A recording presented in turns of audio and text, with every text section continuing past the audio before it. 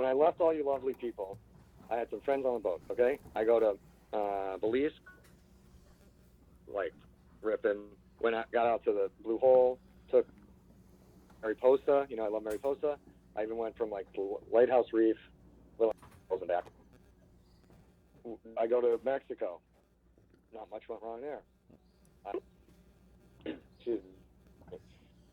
From Isla Mujeres with the Zarpe to Los Moros, Cuba, which is like there's like this. Probably everyone knows there's the little marina there. Show up there, everything's cush. Sign in, no problems. I got American guy. I got at this point I have a German lady, and I have a British first mate, Chris. You guys know Chris. Yeah, we know Chris. The crew's working out. Everybody. Yeah, you know Chris. Mm-hmm. Everything was working out. I go from there. I go over with Azarpe to Maria La Gorda. And Maria La Gorda, I pick up I've been cat died like a year ago, something like that. So I found the best cat. I named him Smee. My friend suggested it. The cutest little baby you've ever seen in your entire life. There's like 30 cats on that beach. So one of them, named Smee, I'm just like, hey, dude, do you want to come on Mariposa? He gets there.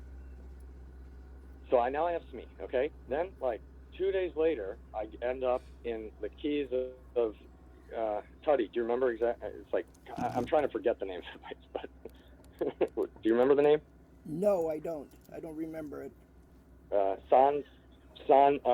Okay, I just looked it up on the chart. Hold on one second. Yeah. Okay, hold on. Cayos de San Felipe. Oh, jeez.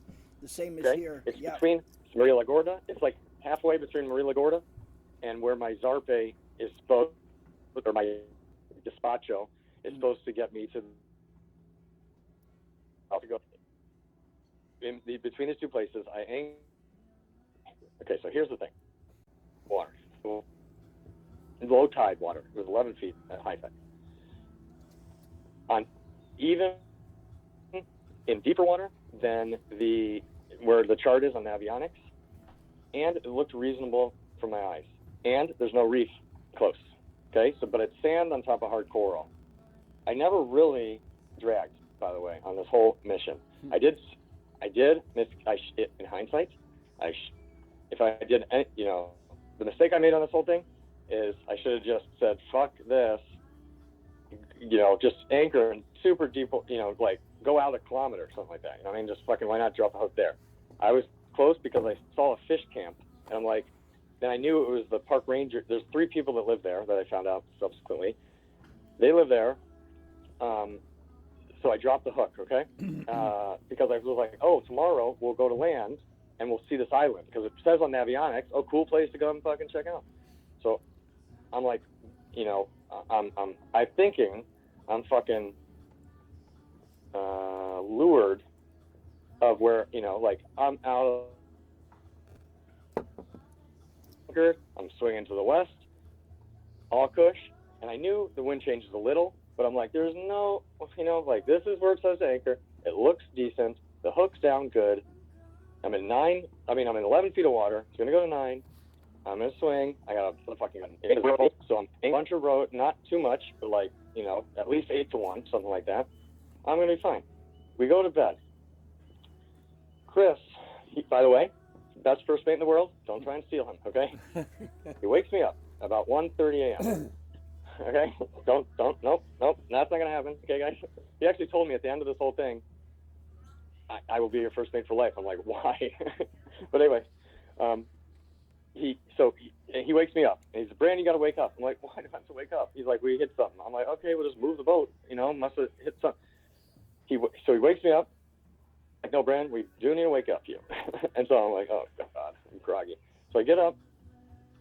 I just watched, by the way, my friend, I can't believe this. We watched 2 movies in bed that night with the illegal in Cuba Starlink.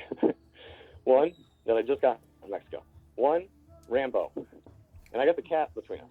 Second, can you believe this? I've always had a rule: never watch Titanic on the boat. I wasn't Titanic. Oh my God! It was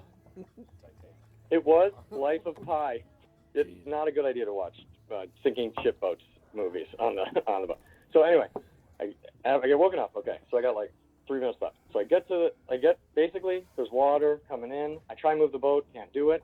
There's a hole in the keel step for sure. Water's coming in. I'm trying to find it. I'm 150 miles away from God knows where. You know what I mean? I got to go to Cienfuegos or to Havana to haul this boat out. So I'm thinking, Scheiße, you know what I mean? Like if I'm trying to, what am I going to do? I can keep up with the water coming in. The bilge pump's running, okay. But I mean, I got a hole in the boat at the keel step. Is the keel even like connected right now? Like it looks okay-ish, but like I can keep up the water. I can keep bailing, but like I don't know what to do. You know what I mean? So I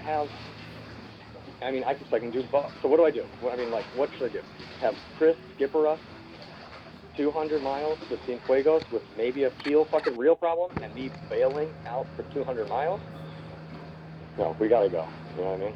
It was really sad. We gotta go. So, Juju, my friend, she's the second mate. She takes me. She's really calm, really calm. She takes me, puts me in a box.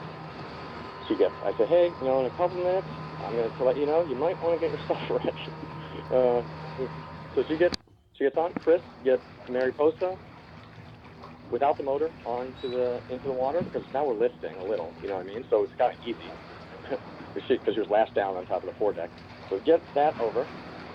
Chris and, so first, it kind of went smoothly on the evacuation. Juju and Chris, the cat got on first.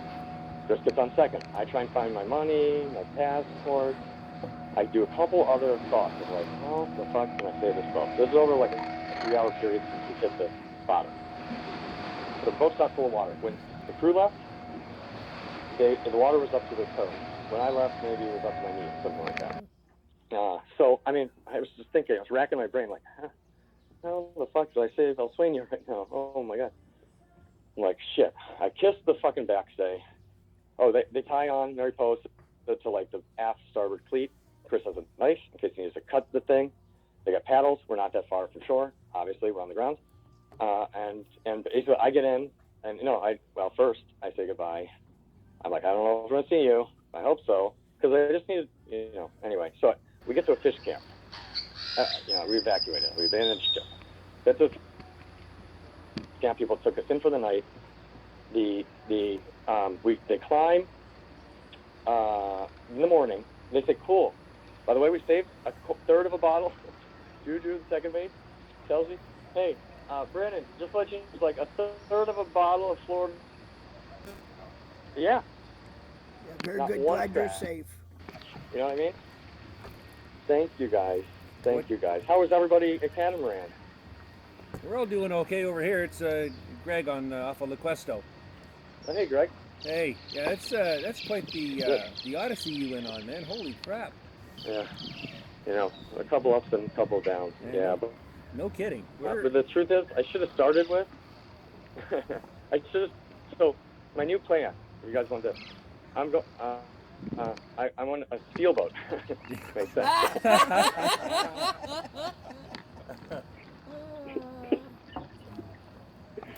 There's nothing you did so wrong. I'm going to try and work on that. Yeah. It's. Thank you guys. Yeah, I don't know. What do you guys? I'd actually love that feedback. If any suggestions on what I did and how I did it, I would love that. And also, it is of course 100% my fault, but maybe the feedback. It's not your fault. The only thing that you could have done, Brandon, is actually gone in the water and looked. Without going underneath and looking, there's no way you could have known it was even there. So, okay, thank you. I like that idea. I thought about that. I did try and find where the damn hole is. We pulled up every floorboard, obviously, in the place. You know what I mean? Trying to find where the hell is this water. Actually, here's the smartest thing Chris did. He heard that the bilge pump was running. That's really what he heard a boom. And then I'm like, oh, let's just move the boat. And he's like, he heard the bilge pump running. So that was cool. But we couldn't find the hole. Was like, you guys know my engine room. I think Tutty, you probably have seen it before. I don't know who's seen it, but it was deep. It was like the only place I could see the water coming in was right at the bilge. So I tried to put towels and shit in there. You know what I mean? Like, boy. And then I thought, It's 2 a.m. There's no moon. So, you know, I could have tried to go down. I do have an underwater flashlight, but I thought, and the boat's kind of bouncing now on the ground still. Just not so bad, but I'm like, maybe I'm going to get stuck under this thing and die. You know, but I think it's a good idea, and maybe I should have done that. I like that idea. No, Thank I you. meant before this happened, Brandon. But because we hit in Utila and we didn't know that there was this little outcropping thing, right? So we didn't know it was there, and we didn't go in the water to look. Check the boat more frequently. Just go for a swim around the boat before look you. at your anchor and go once around the boat. Yeah, just do a swim around the boat right after you drop the hook. Make sure it's set and see what's in the area. Yeah. If you're, good idea, nice. You don't want to be under a boat that's sinking. Yeah. Yeah, that's what I was thinking. What's the boat thinking? That's what they have a joke in Germany, like, what's the boat sinking about? I saw that. So yeah, you don't want to. Yeah, Brandon. At the end of the day, I did not. At the end of this, Steve. At the end of the day, you're safe and your crew's all safe, and you lost a boat. It's just a boat, so. Boats can be replaced. We all miss you here, though. That's so kind of you. I can't believe, it was so nice to get all these messages. In Cuba, you can't get, like, data and stuff. So when I saw all them, I was like, that's really sweet and kind. And it must have this story, Seatail, must have traveled like a seatail because, like, everyone was so kind, and I got all these messages. And so thank you all. And Steve, nice to hear your voice as well. Oh, we miss you here. Thank God you're safe. Thanks. Miss you too, man. Thank Well, God we're you're glad safe. you're safe. We were so worried. So, what's Thank you. That's. Yeah. What's happening with the boat? What did they? Is it still on its side? Are they? She will be there. She'll be there forever. She's listed over, obviously hard. Maybe I don't go into the full details. We can do that offline if you want, of the deal I had to make with our agreement with the Cubans. But it's all cool. It wasn't a big deal on that front, and I think at the end of the day, the things on the boat that are valuable will go to actually use. So that's good news. And the boat, I think, will be a reef that will be cool forever. Yeah.